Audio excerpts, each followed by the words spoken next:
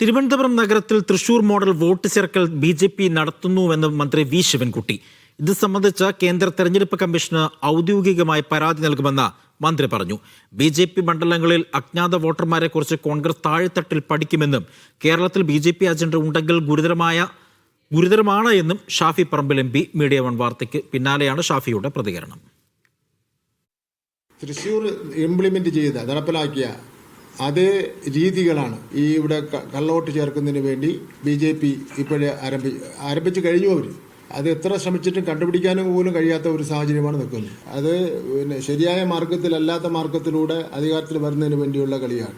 ആ BJP. Agenda കേരളത്തിലും നടപ്പിലാവുന്നുണ്ടെങ്കിൽ അതിന്റെ പിന്നിലെ ആ ശ്രമങ്ങൾ കൂട്ടാളികളായിട്ടുള്ള ഉദ്യോഗസ്ഥരാരാണെന്ന് പരിശോധിക്കണം. അങ്ങനെ ബോധപൂർവമായ ശ്രമങ്ങൾ ഉണ്ടായിട്ടുണ്ടെങ്കിൽ ഈ കണക്കുകളിൽ പറഞ്ഞ പോലെ ഞങ്ങൾ താഴെത്തട്ടിൽ നിന്ന് ഡീറ്റെയിൽസ് എടുത്തുകൊണ്ടിരിക്കുകയാണ്.